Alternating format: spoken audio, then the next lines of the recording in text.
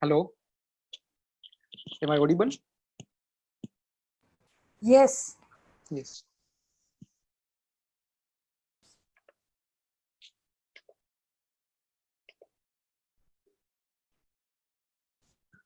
So let's start. Namaskar, Adab, good morning, and a very warm welcome to all of you on our first webinar of Redison Consulting. Myself, Smith Bhatia, is going to present basic understanding and introduction with respect to our one tax, one nation goods and services tax, that is GST. I hope am I audible to all of you, right? Yes. Okay. So we are starting on this topic on this morning. Let's start with the contents that what we are going to see in this webinar.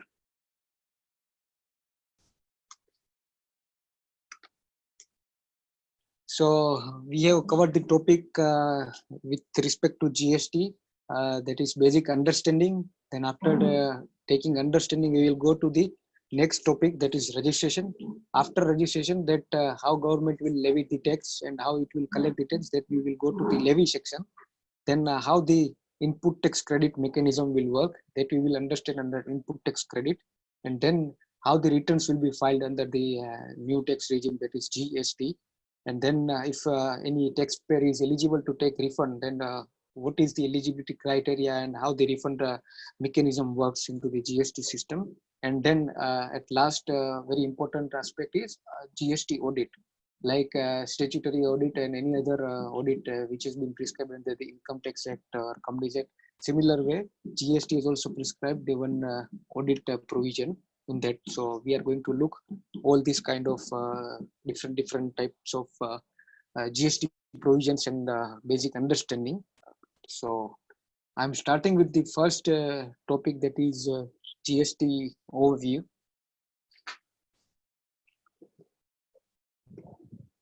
So basically, GST was a quite thought through process by the government. Government was working on a GST to bring into the Indian ecosystem from around 2010 onwards. Then government is also from the UPA government, and then government after BJP government has came into the power, and after that the government has given the charge to the chief economic advisor Mr. Arvind Subramanian to prepare one committee which includes some state minister, central level ministers and all, to give some recommendation on the GST part, that how the GST will come and how it will be introduced, so what the mechanism would be there, how the process will work. So Mr. Arvind Subramaniam was our chief economic advisor in the year 2014-15 or so, and he has developed one committee, and based on the recommendation of that committee, totally GST reforms has been developed, and it has been introduced in the year 2017. So I will go to the first slide, that what is the need to take GST? Why earlier regime was not sufficient, or why there was some lacuna into the system, so that government wants to GST to come into their ecosystem. Basically, there were so many different taxes. I give some understanding of our Constitution of India also. All these taxes, whether it is a state level tax or central level tax or any other taxes, these taxes are coming from the Constitution of India. Constitution of India gives powers to the central as well as state government or local body or municipality to levy and collect the tax on respective aspect which has been defined under the Constitution of India. So earlier Constitution of India was giving powers to the central government to levy and collect the tax on central excise, on the service tax, on the excise duty or custom duty, and state government was given powers to levy and collect the tax on the state level transaction, that includes value added tax, central sales tax, etc. And the local municipality and other small stakeholders have been given powers to levy and collect the tax with respect to some local body tax, octroi, and some entertainment tax, etc., etc. So all these taxes were, giving a lot of burden on a taxpayer. He needs to report to the different authorities with respect to different kind of tax. He needs to report and prepare some different returns and pay to the different governments. So it was a very cumbersome process and a very long process. That was apart from that, there was a cascading effect. That is, a tax on tax was levied at multiple levels, at distributor level, at manufacturer levels, at the end consumer level. So that was giving a cascading effect to the ecosystem, and the ultimate product was becoming costlier as compared to the, if you compare with the GST regime. That we'll see in the coming slide.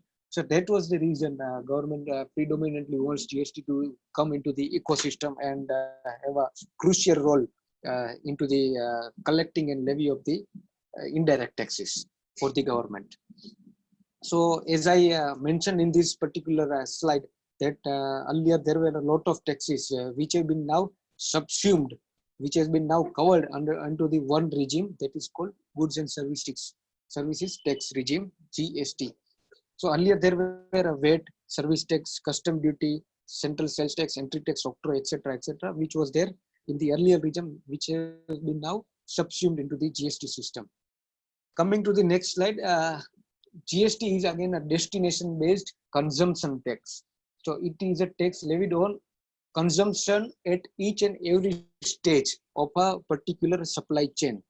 So basically, GST has came into the effect from 1st July 2017,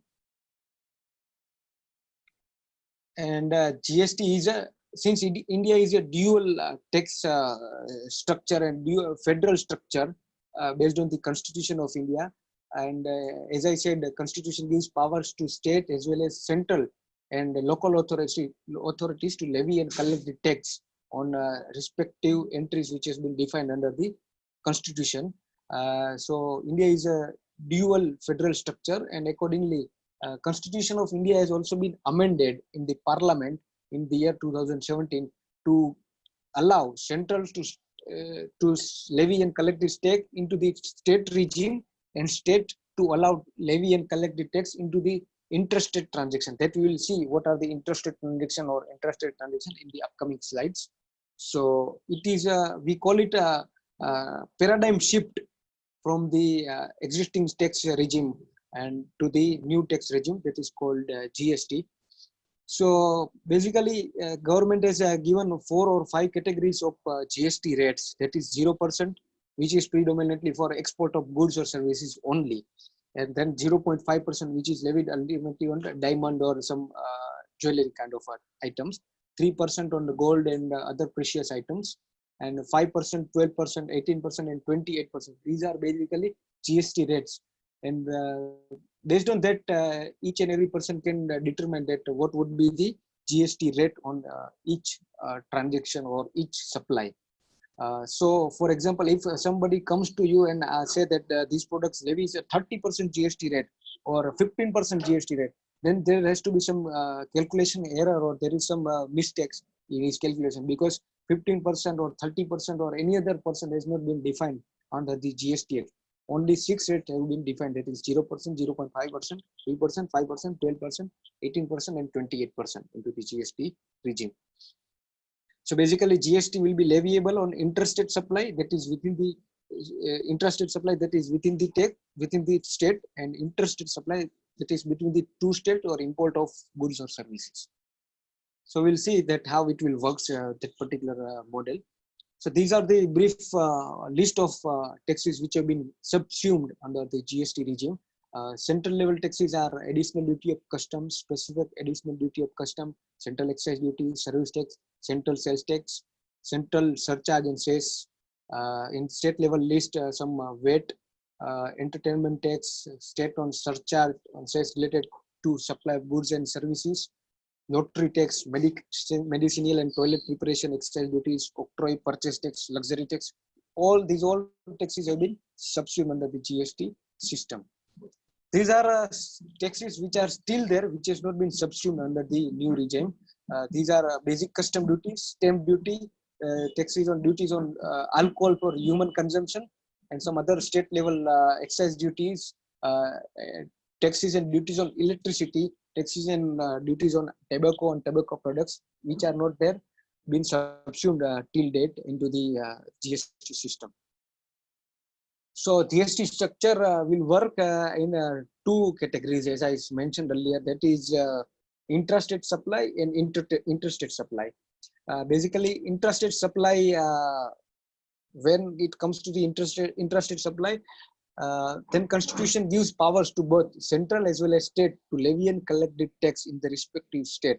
So wherever you will find any intrastate supply, you will able to find that any transaction which have been conducted in a specified state or in a specified union territory, it shall have a state level or union territory level tax as well as central CGST. We call it central GST, that is CGST, and SGST or UTGST. UTGST means Union Territory GST. And if you come to the any transaction between two different state or any import of goods or services kind of a transaction, then you will able to see that there is an interstate GST which have been levied on that particular transaction. So basically, interstate levy has been processed by the central government of India, and intrastate transaction where any transaction happen into the specified state, our central government as well as state government both will levy their GST in a specified transaction with respect to intrastate supplies. In the Indian GST system, government has removed all the exemption notifications, all the exemption circulars, and all the exemption which have been provided in the respective service tax or excise duty to remove the cascading effects. Earlier, there was a problem in the different level of taxes that there have been so many exemption notification available, so many exemption circulars were available, so many exemption have been given into the respective act. So it was giving a cascading effect. For example, some distributor was into an exemption category, so he was not levying any goods or service tax, goods VAT level, VAT, excise duty or service tax on that particular business transaction. So all that inputs which have been procured by him, it's become his cost, and ultimate product was become costlier. So that was a reason that there were so many exemptions which has been now removed into the GST systems. Now each and every transaction has been considered as a supply, and all these supply have been categorically mentioned as a taxable supply, apart from the specified transaction which we'll discuss in the further slides. And currently there are power, alcohol, some part of real estate, alcohol for in-home consumption, petroleum, crude, high-speed diesel, motor spirit, natural gas, which have been now excluded as of now from the GST regime. So government probably will come up with the new amendment to the act after considering all these different sector which to be covered going forward into the GST regime. So this is a basic comparison between the pre-GST regime and post-GST regime, that how particular product, if you want to buy in the earlier regime, was cost you X rupees, and after GST regime it will cost you Y rupees. So this is typical example which I was mentioning earlier, that earlier manufacturing cost was a 4 lakh rupees. Now again cost of that particular manufacturing item is 4 lakh rupees.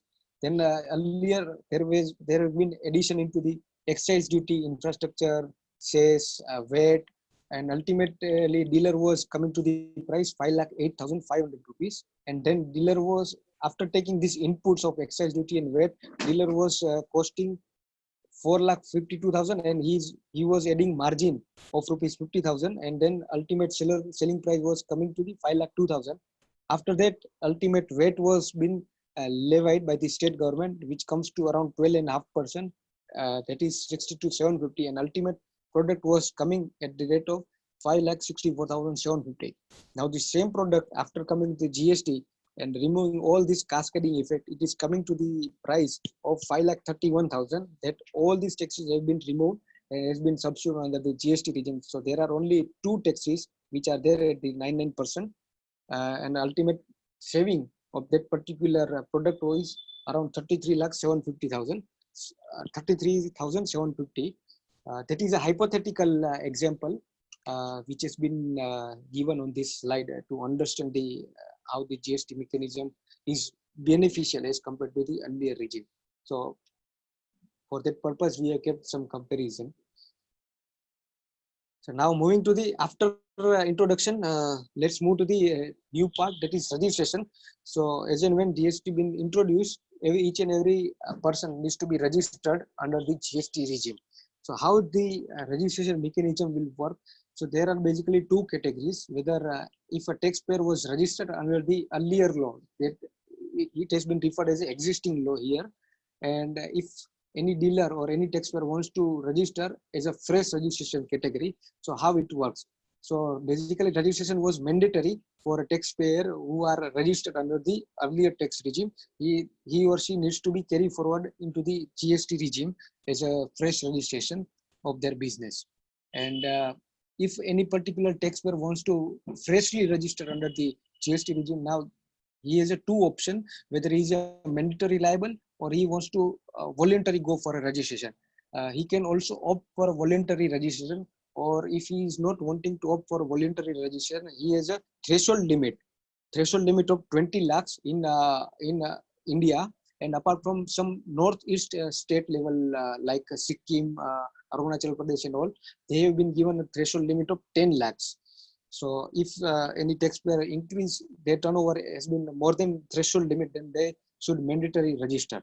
Apart from that, this basic limit, there are certain categories, like if a person is doing interstate supply, that is between two state or any import or goods or services, then he needs to mandatory register under the GST regime.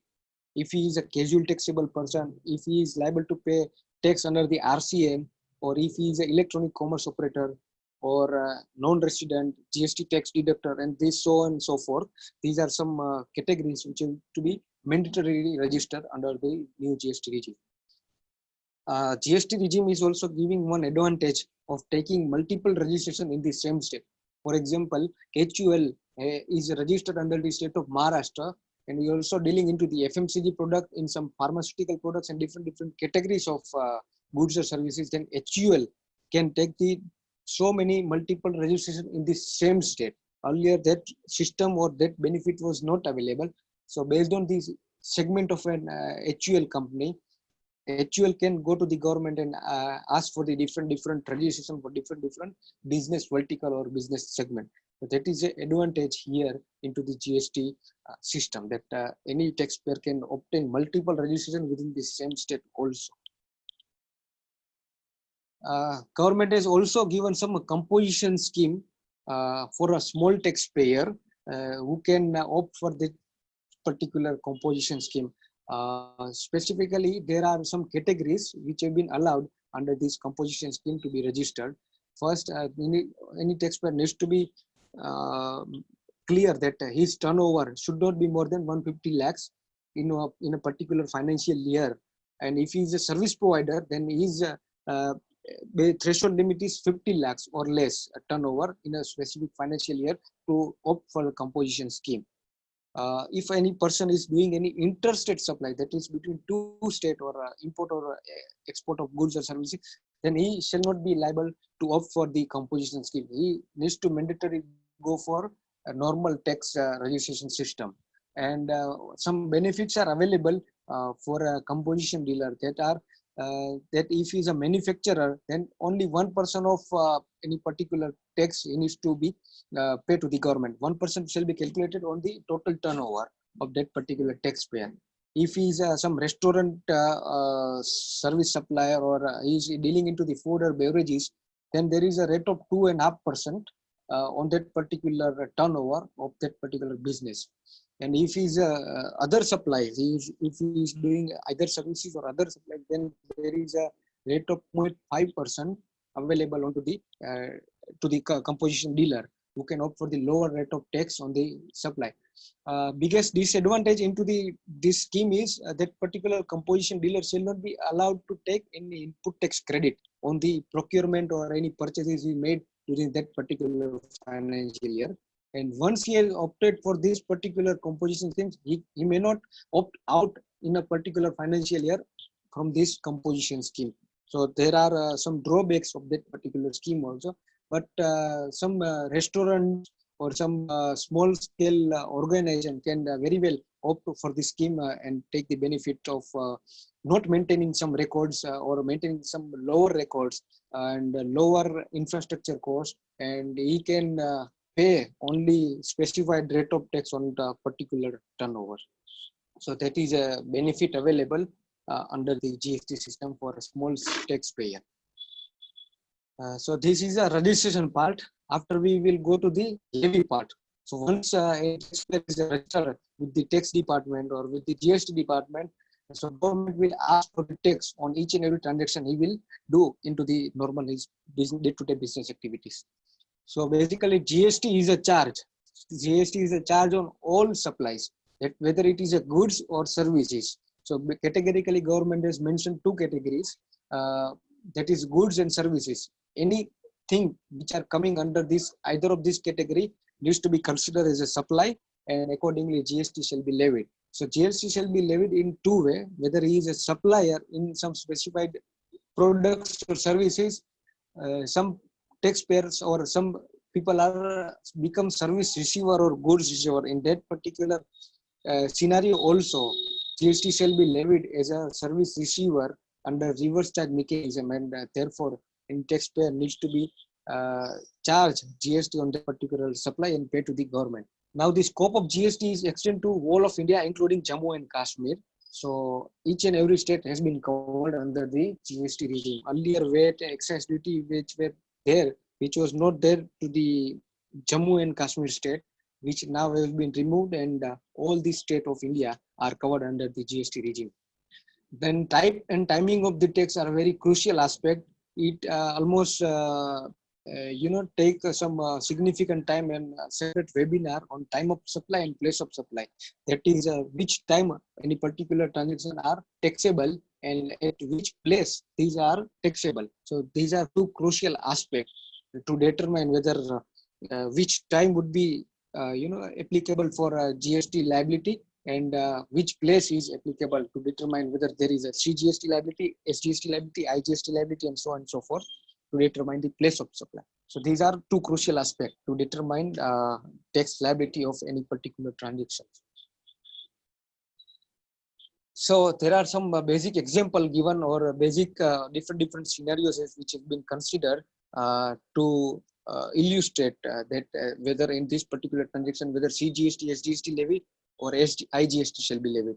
So GST will be bifurcated into two categories, as I mentioned earlier, that is intrastate transactions or intrastate transaction. Where it comes to intrastate transaction, only IGST shall be levied at respective rates, and when it comes to intrastate transaction, both CGST as well as SGST shall be levied at 0.5% of respective rate which has been notified by the government on specified goods or services. So for example, if services have been taxable at the rate of 18%, so in case of intrastate transaction, 9% CGST and 9% SGST shall be chargeable on that particular intrastate transaction.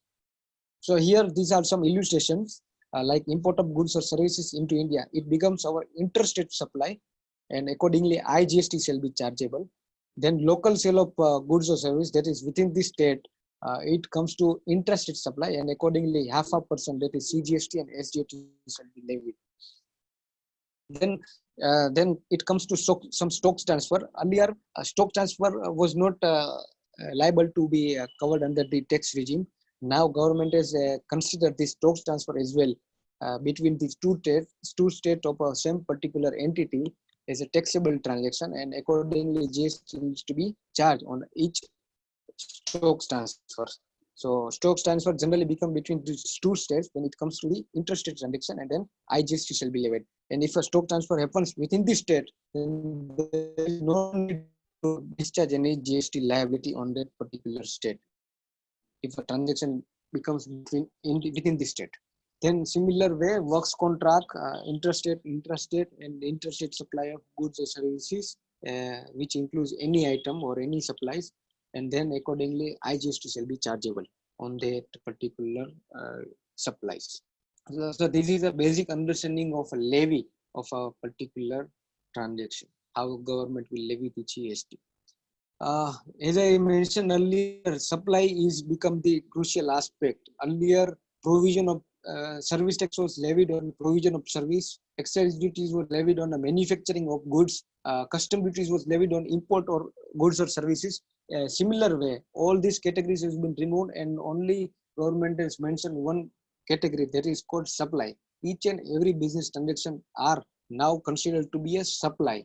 Supply includes all form of goods and services. That it is very crucial provision of that particular GST law, that it includes sale, transfer, barter, exchange, license, lease, or any kind of disposal becomes your supply. And if it is become supply of goods or services, then GST shall be levied in that particular transaction after determining with place of supply and time of supply.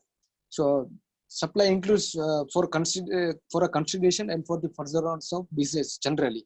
In case of importation of services, it has been government has notified that whether it is for a consideration or without consideration, and whether it is for a furtherance of business or not for the furtherance of business, in all scenarios it becomes taxable event.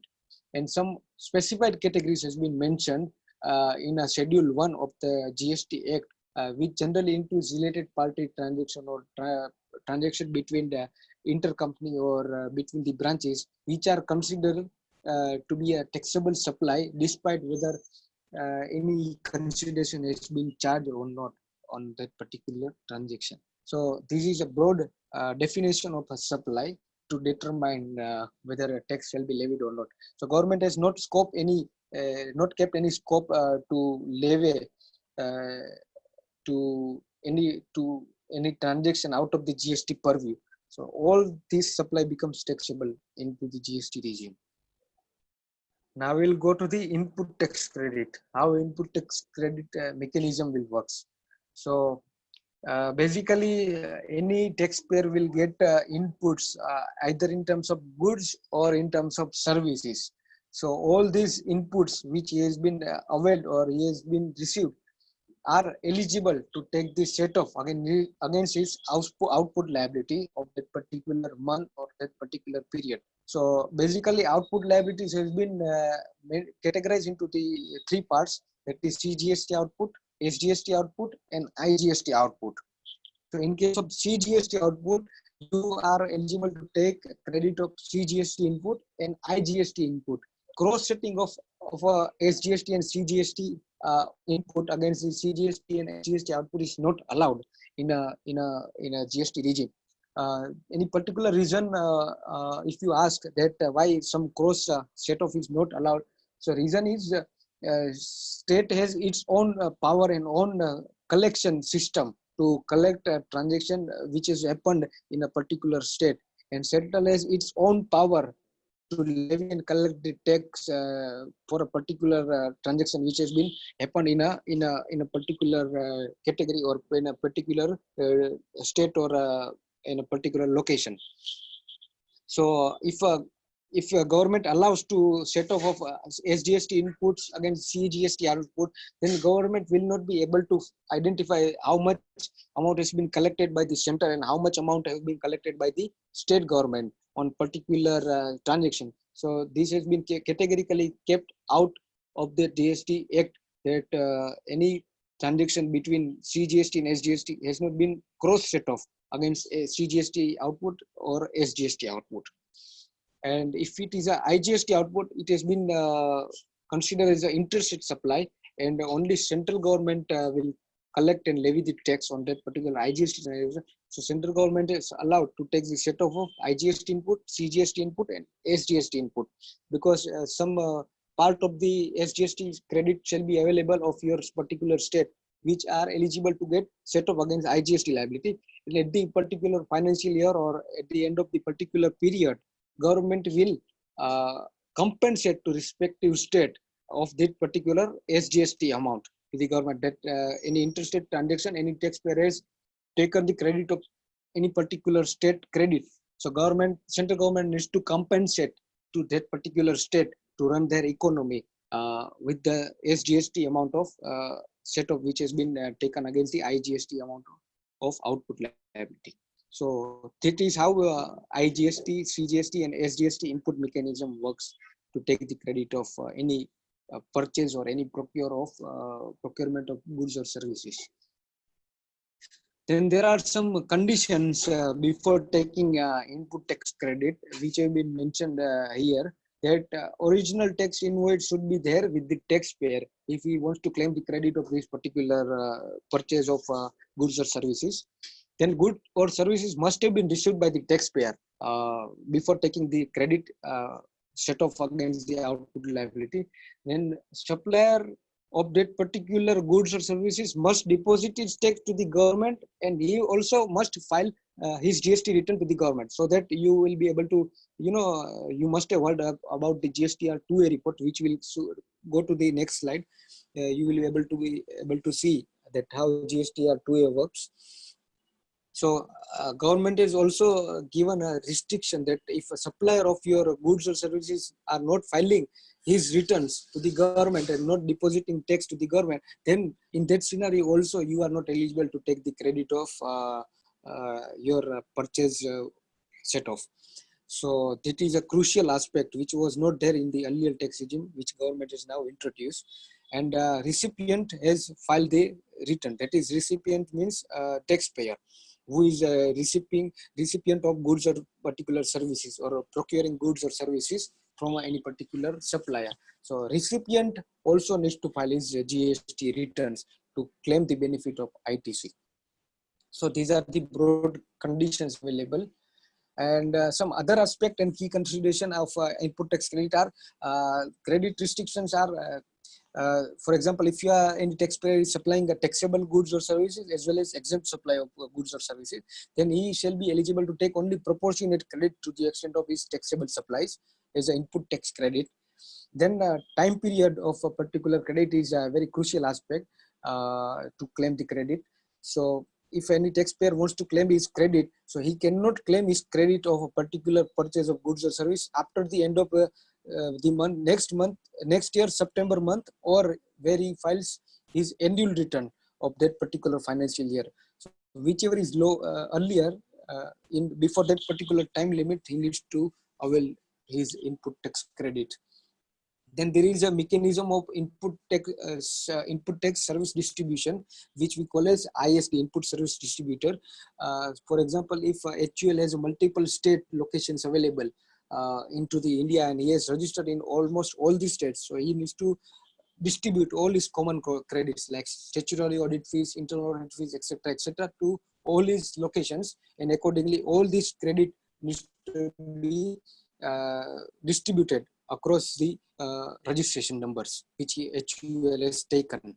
So that is the ISD concept. Then job work and supply of capital goods, which was there earlier also in the tax regime, which has been now continued in the GST regime, that if any taxpayer supplies capital goods or he send the goods for job work, then also accordingly tax shall be levied, and proper returns and proper provision needs to be followed of GST.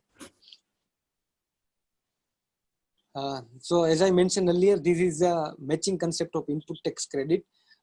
In case of purchase of particular goods or services, supplier needs to file his return into the GST portal, which we call it the GSTR1 of a supplier. One supplier, right now GSTR2 and GSTR3 has been kept on hold by the government. So right now you can see all these particular credits which have been available on our purchase of goods or services into GSTR 2A reports. GSTR 2A report is an auto-populated report which is available on the GST portal of a particular taxpayer's login. So any taxpayer can go to that particular report and identify whether any supplier has shown particular business transaction in his GSTR1, and if he has not shown any particular transaction of that particular period, then he needs to be follow with that particular vendor and ask him to file his return, so that you are eligible to take the credit of that particular purchases. Otherwise, in that particular scenario, if your supplier is not filing his return, any taxpayer shall not be eligible to take the credit into these GST returns. So that is a new system which have been developed under the GST regime to identify that which are the taxpayers who are completely filing their returns, or which are the taxpayers who are not filing their returns. And going forward, government will also come up with the blacklisting provision. For example, if you have procured some goods and services from a particular vendor and he is not filing his returns, so after a certain period of time, government will mark them as a blacklisting taxpayer, so that going forward, this system, these reports are available into the public domain also, so that before making any transaction that's with this particular vendor, taxpayer should be aware that this is a blacklisted vendor or blacklisted supplier into the government portal. So these are the advantage of any input tax credit mechanism under the GST model. So now, after taking the set off and after collecting the tax on any particular transaction, we'll go to the return part. We need to file returns on a respective period after specific intervals to report all these transaction into the GST portal or into the GST system to the of the government. Now, special category of these returns are, this return cannot be filed without making a payment. Earlier, government was allowing taxpayer to file their return without payment of tax also. So taxpayer were filing their returns on a particular within the due dates, but they are not paying tax to the government. So government was losing this money, and accordingly there was a lacuna in their system. So government has removed this lacuna, and government is now not allowing any taxpayer to file his returns without payment of dues of the government. And another specification of this GST returns is GST returns once filed cannot be revised. So it is a one-time activity only. So taxpayer needs to be very take any precautions before filing returns, that there should not be any mistakes before filing the returns. If there is a mistake, then there are no chances to rectify those mistakes into the GST regime. So it becomes very crucial, and government has given the option to file monthly as well as quarterly returns. If you are supplying goods or services and having a turnover of less than 1.5 crore, then you can opt for the quarterly return filing option. However, in quarterly filing return option also, in case of your monthly output services or output of goods, you need to pay taxes to the government on a month-on-month basis after doing all the respective month transaction. However, there is a supply return which we call as a GSTR1, which we can file on a quarterly basis. Government has given basically three category of returns for all taxpayers. That is GSTR1, which we file for a supplier for all his outward supplies made during that particular month or particular period. Then GSTR3B. 3B is a summary return. As I mentioned earlier, government has introduced GSTR2 and GSTR3 returns. Since the government was not ready with the portal and some issues were there and technical glitches were there, government has come up as a summary return of GSTR3B, in which taxpayer needs to summarize all his monthly transactions in a 3B return, whether it is for a purchase of goods or services or a sale of goods or services. So after deriving at the net amount, after taking a setup of input tax credit, taxpayer needs to pay all these statutory dues to the government of a respective month with the GSTR3B return. And if you are not filing a GSTR3B return within a due date, then there shall be a month per day penalty available on a particular return or a particular month. So till the time you file the return, the per day penalty shall be levied. That is per day CGST 25 rupees and SGST 25 rupees. Total comes to 50 rupees if you are having some tax liability in that particular month. And then at the year end, you need to file GSTR 9 or 9C if your turnover is more than 2 crore rupees. That is annual return. That is summarization of all yearly purchases and sales of a particular taxpayer, which needs to be reported in a GSTR 9 annual return. And his turnover is more than 2 crores, then he needs to audited his GST returns as well as books of account from a chartered accountant or cost accountant and file GSTR 9C return on the GST portals. These are different kind of GST returns available on the GST portal and applicable to respective taxpayer. And due dates are also mentioned in this table to make you understand that what would be the GST returns due dates. So GSTR1 return of outward supply shall be uh, needs to be filed before on or before 11th of the succeeding month. GSTR2 is an auto-populated report of input tax credit where we need not to take any action. It is just a view report available on the GST portal. Then GSTR3B is a summary return which needs to be filed on or before 20th of the succeeding month. And GSTR4, GSTR6, 7, 8 are different categories of applicable to different tax payers. Like GSTR4 is applicable to the composition dealer. GSTR6 is applicable for ISD returns. GSTR7 needs to be filed by the people who needs to deduct TDS, which are typically a government companies who need to deduct TDS under the GST regime. So TDS under the GST is a new concept which has been introduced under the GST system only. And some e-commerce operator or people who are liable to deduct TCS also, tax collection at source, needs to file GSTR 8 and GSTR 9, that is annual return, which needs to be filed before 30th September of next financial year. 9C and GSTR 11 with the respective due dates are mentioned in this particular table. So these are just brief of particular returns and their due dates onto the GST portal. So this is some GST screenshot to make you understand that how GST portal looks like. So that is a GSTR1. GSTR2 is a auto-populated report for reviewing the input tax credit.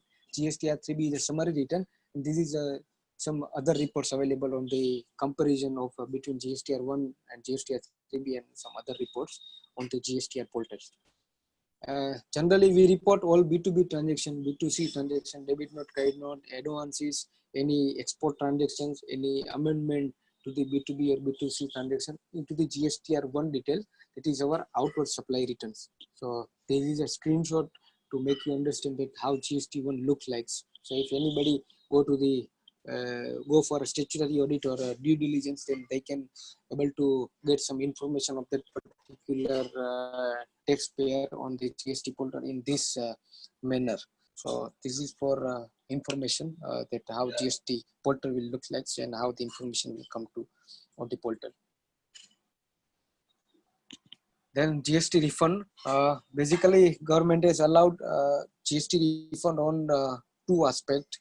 That is a refund of tax paid. If your taxpayer is supplying goods or services to the SEZ, that is special economic zone, then he can definitely get the refund of IGST paid on that particular supplies to the SEZ. And in case of another scenario is refund of ITC, that is input tax credit. So here there are three subcategories which government has allowed for any taxpayer to get the refund. Basically, these are if you are doing any kind of export or supplying a zero-rated supply of goods or services, then you shall be eligible to take the credit of input tax credit, which are there in your electronic credit ledger. And if your goods are coming into the inverted duty structure, for example, pharma industry, that typically comes into the inverted duty structure scenario where their output liability are very lower as compared to their input liability. For example, output liability or output tax has been charged at the rate of 5%, whereas input tax credit he has received of around 18% goods, 28% goods, or 5% or 3%, whatever category of goods he has received. So basically, rate of output is lower than the rate of input, which is there in the particular purchase of particular goods or services for taxpayer. So in that particular scenario, it comes to the inverted duty structure, and that particular taxpayer go to the government and ask for the refund of inverted duty structure category and refund of input tax credit. And third option available is whenever businesses get closed down. So whatever credits is there into the electronic credit ledger, government will pay you back all those credits which are available in your portal if any taxpayer closes his business or surrendering his GST registrations. So these are basically 3-4 categories of refunds where government has specifically mentioned that only these kind of scenarios are eligible to get the refund. Apart from that, no other scenarios or no other transactions shall be covered to get the refund of either input tax credit or tax paid on the outward supplies. And last part is GST audit. So basically, government has introduced a concept like Income Tax Act or any other Companies Act. Similar way, GST provision has also mentioned the concept of GST audit with respect to GST provision and GST law for a particular taxpayer. So under the GST regime, there are 4 categories of audits which are there. That is department audit. The GST department themselves conduct the audit on a taxpayer. Then special audit, where it comes to the scenario where any commissioner specified some taxpayers according to that particular commissioner, some type of taxpayer needs to be audited by the commissioner himself. So commissioner generally appoint any chartered accountant or any other agency to conduct the special audit on a taxpayer. Then annual audit, which is a mandatory for the taxpayer to get his account audited by a CA or a cost accountant. And another, last option is CAG audit, that is been conducted majorly on the government entities by a CNAG of India on the GST aspect also. So here we have mentioned that 2 crore is a threshold limit of a turnover. If any taxpayer has more than 2 crore turnover in a specific financial year, then he is required to mandatorily get his account audited by a chartered accountant or a cost accountant with respect to GST provisions and GST law, and submit his report online to the government with respect to his audit. So these are the basic type of audit and basic limit and threshold limit of a turnover to identify whether he shall be liable or not for a GST audit. As per the recent notification of government for the financial year 18-19, this 2 crore threshold limit has been increased to 5 crore for a taxpayer to get his account audited for that particular financial year, that is financial year 2018-19. So we will see that whether government keep the same turnover or government will modify the turnover for subsequent financial years, that is 2021 or so on and so forth. So these are the basic categories of audit. So generally, business impact comes as and when GST comes to the picture. And if you take any business activity or any business transaction, you will come to see that GST will be applicable on that particular business scenario. So we have identified different aspect where GST will affect you in case of taking decision of a business transaction, like cash flow, product pricing, fiscally, business process, accounting. When it comes to business process, it means any process of procurement to supplying goods to the end customer and so on and so forth. Then accounting aspect, IT system, supply chain, marketing, each and every model of a particular business has been changed after coming into the GST. He or a particular business needs to demonstrate to the particular customer that how GST will be applicable on that particular business transaction and how it will affect their internal accounting, cash flows, IT system, etc. So these are basically multifold effect which are there to the ecosystem of particular company or a particular taxpayer. So there are some business drivers of a company or a taxpayer that includes chief financial officer, chief marketing officer, logistic head, chief technology officer. They all should be aware about the GST mechanism and how GST will impact their internal system to take the suitable decision of a particular business transaction. So CFO needs to be aware and updated about that, how particular transactions shall be taxable under the GST regime, how cash flow will be affected, how input tax credit shall be available to that particular taxpayer. Then in case of a marketing officer, he needs to see whether how much should be the product pricing, how competitors are dealing with that particular product, how GST has been covered, and how the ultimate product has been positioned into the market. All kind of decision chief marketing officer needs to take after considering into the GST.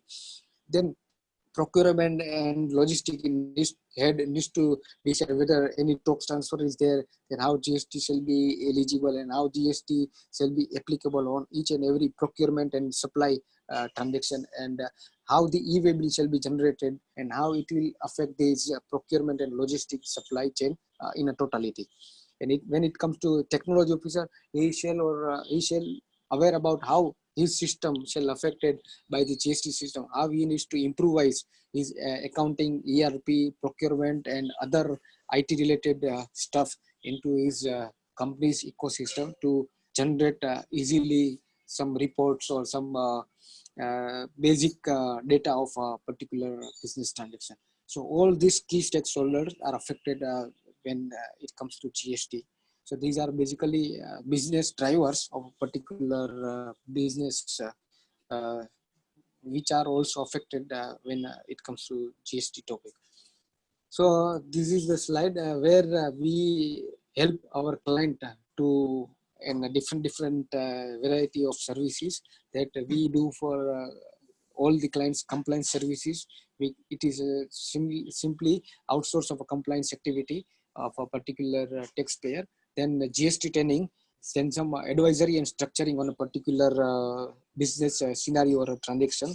Then diagnosis study whether any taxpayer is correctly paid any GST output liability, or he has correctly availed any input tax credit on a particular procurement. So this is called a diagnostic study.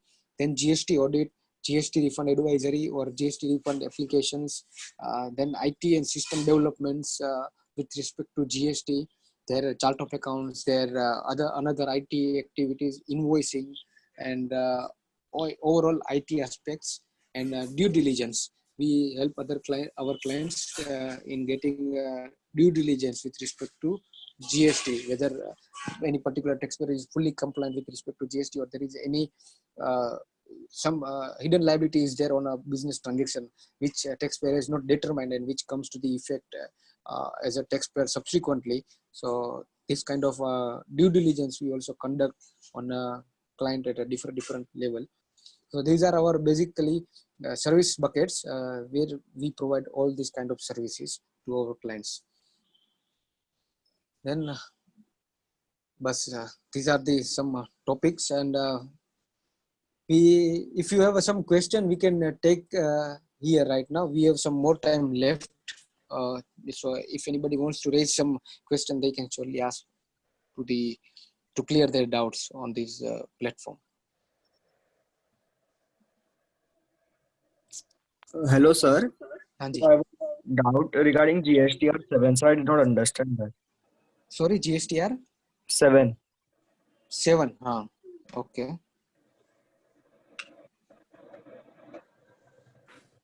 That is ISD return. Sorry, TDS return. Sorry, sorry. बताइए.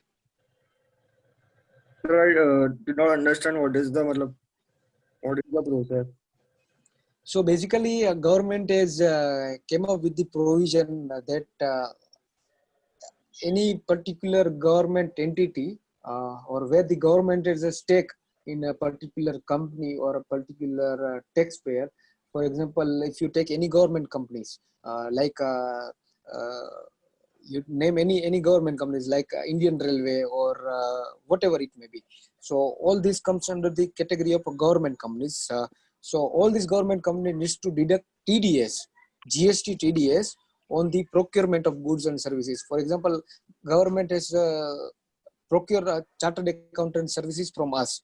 So when it comes to the payment of our services, so government will, or a government company typically shall deduct the TDS amount at the rate of 1%. It is 0.5% CGST and 0.5% SGST or 1% IGST, as the case may be, on that particular procurement of goods or services, and remaining amount he shall remit to the particular vendor. And vendor in his GST returns can take the credit of that particular TDS amount, which has been deducted by the government companies. So TDS provisions are applicable to the government companies only. So if you are going for a audit of a government company, then you should be aware that government has deducted a TDS on all its procurement of goods or services at the rate of 1%. Okay. Yeah. So it is typically applicable to the government companies only as of now. Okay.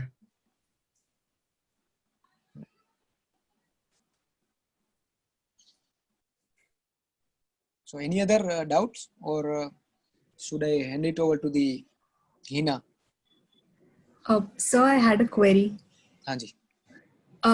What is this input service distributor returns in GSTR?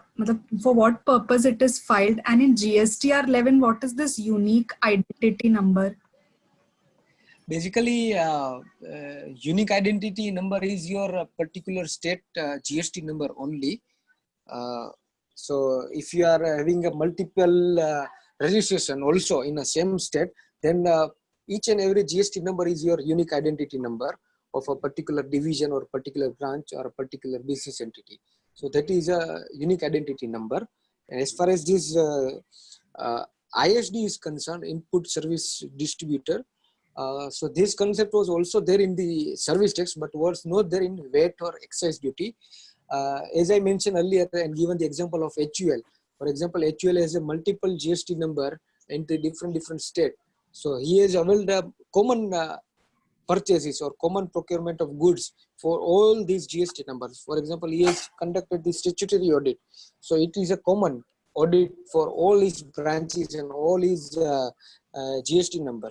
So he needs to distribute all these common expenses to all his GST numbers in a specified ratio. That is, he may take the turnover ratio, he may take a different kind of ratio, he may take number of people ratio, and he may derive some specified logical ratio also to distribute all this common credit to its separate GST numbers. One more logic over here is in GST, all different register number has been treated as a separate legal person under the same PIN number, but if you have a different GST state and different GST numbers, then you shall be treated as a different legal person.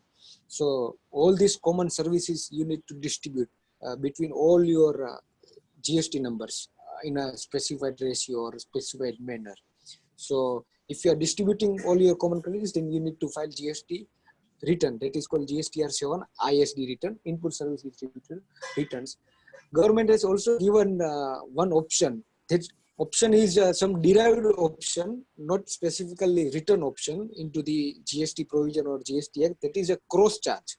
So if you are not opting to file GSTR 6 return or ISD returns, or if you are not opting to take registration under ISD, then you can simply distribute your common credits to your different GST numbers or different branches in a specified manner under the cross charge mechanism also.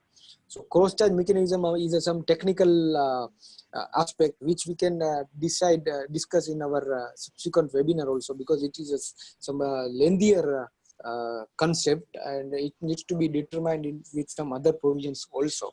But to summarize all this, you have two options. Either you can go for ISD, that is input service distribution, where you need to take separate GST number of ISD also, and ISD shall be treated as a separate legal entity, and ISD shall work as a distributor of all common credits or all common expenses. So these are some basic understanding of ISD or input service distributors. Okay.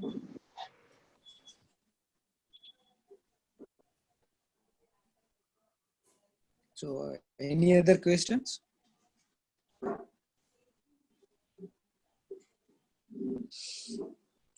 Okay, so Naji, if you want to say something.